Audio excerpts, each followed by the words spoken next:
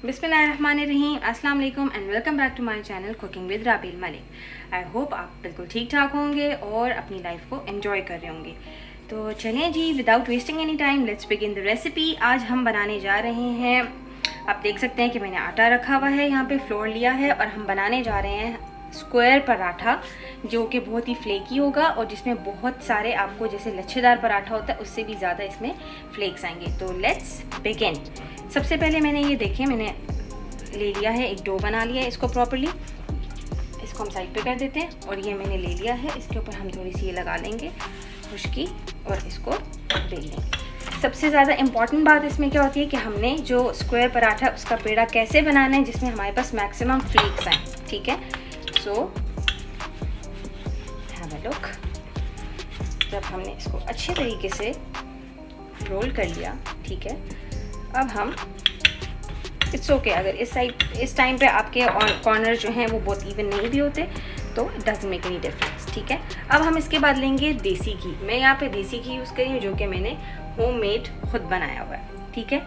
मलाई को जमा करके इंशाल्लाह उसकी रेसिपी भी बहुत जल्द मैं आपके साथ शेयर करूँगी, ठीक है। मलाई को आप अपने पास फ्रीज़ कर लिया करें, उस मलाई को बिल्कुल भी वेस्ट ना किया करें और फिर उससे बहुत ही मज़े का यमी सा देसी घी जो है वो आप एक्सट्रैक्ट कर सकते हैं, ठीक है।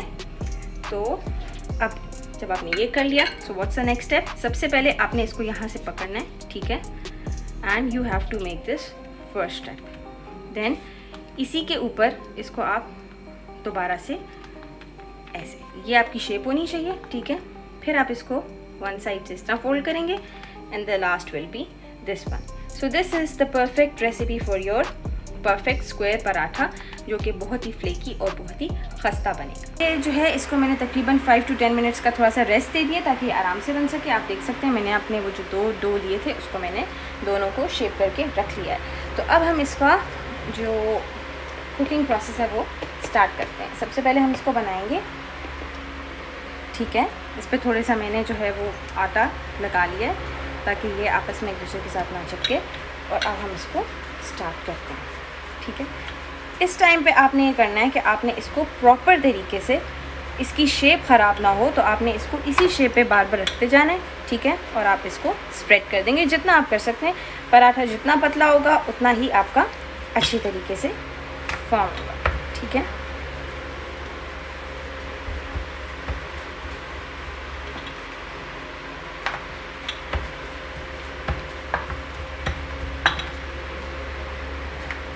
थोड़ा सा इसके ऊपर ऑयल लगा लूँगी।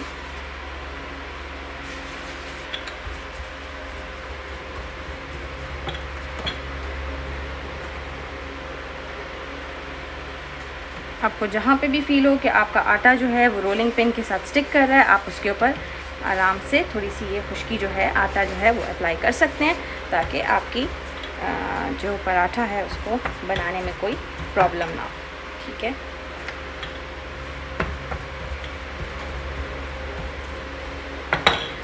ओके जी, तो बस ये हम पहुंच गए हैं। इसकी साइड्स जो हैं आप ये देखें, इसकी जो ये साइड्स हैं ये मोटी नहीं होनी चाहिए, ठीक है। इसको जब आप स्प्रेड भी करें तो ये प्रॉपर तरीके से आपका जो पैन है उसके ऊपर स्प्रेड हो जाए, ठीक है। तो यहाँ पे मैंने स्टोव को कर लिया है ऑन, ठीक है। और इसको स्टार्ट में अपने हाई फ्लेम पे रखना है ताकि ये गर्म हो जाए। उसके बाद आपने जो है वो इसको बहुत हाई हीट पे नहीं डालना, थोड़ा सा मीडियम फ्लेम पे ऊपर करके डालना है, वरना एकदम से आपका पराठा जो है वो ब्लैक हो जाएगा और फिर वो अच्छे से कुक भी नहीं होगा और जो उसके मज़े के फ्लेक्स हैं वो भी नहीं आएंगे, ठीक है। ओके, अब हम इसको जो है इसी तरह से इसके ऊपर आराम से स्प्रेड कर देंगे, ठीक है। तो ये मेरा जो पैन है ये अच्छे तरीके से हीट अप हो चुका हुआ है, ठीक है। अब मैंने थोड़ा सा फ्लेम को हाई कर दिया है और अब हम इसको देखेंगे कि हमें इसको कैसे कुक करना है, ठीक है। सबसे पहले अभी आपने इसके ऊपर जो है, अगर आपको क्रिस्पी और फ्लेकी पराठा चाहिए तो आपने इसके ऊपर अभी जो है वो घी ऐड नहीं करना जब तक ये दोनों साइड से गोल्डन ब्राउन ना हो जाए। उसके बाद हम जो है वो इसके ऊपर घी को ऐड करेंगे, ठीक है।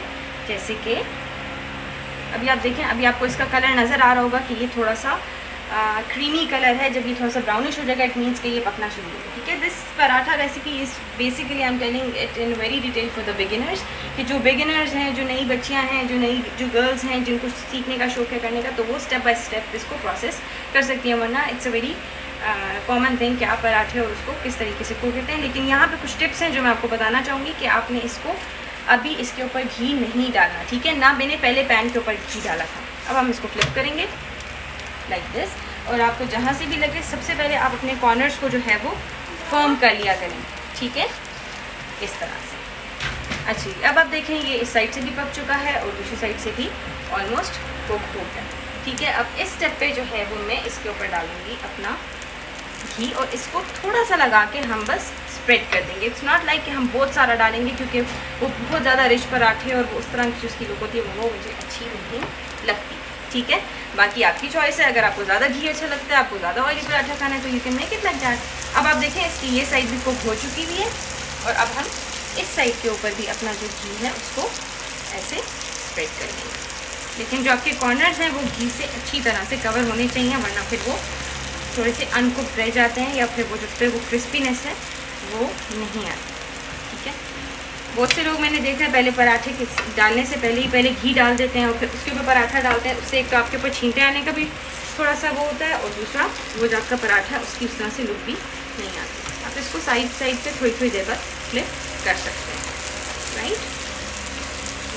ये मूव मैं क्यों करी, ताकि इक्वली हर साइड से जो पराठा है हमारा वो कुक हो जाए, वरना फिर एक साइड से हो जाएगा और एक साइड से आपका पराठा जो है वो नहीं होगा।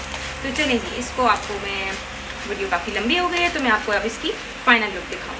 तो अब हमारा ये पराठा जो है वो अच्छे से कुक हो चुका है। आप देखें दोनों साइड से बिल्कुल प्रॉपरली जो है वो ये कुक हो चुका है, ठीक है। अब मैं आपको इसको डिश आउट करते हैं, ठीक है। और अब मैं आपको दिखाऊंगी जो फ्लेक्स की मैंने आपसे बात की थी, ये देखें कितने अच्छे तरीके से इसके कितने सारे जो हैं वो फ्लेक्स बन रहे हैं और ये इंतहाई क्रिस्पी भी है। एज यू कैन सी, ये साउंड आप फील करें, ठीक है। तो ये आपका पराठा था। आई होप आज की वीडियो आपको पसंद आई होगी। अगर पसंद आई है तो चैनल को लाइक करें, सब्सक्राइब करें और बेल आइकन को प्रेस करना ना भूलिएगा, ताकि हमारे आने वाली हर वीडियो आप तक आसानी से पहुंच सके।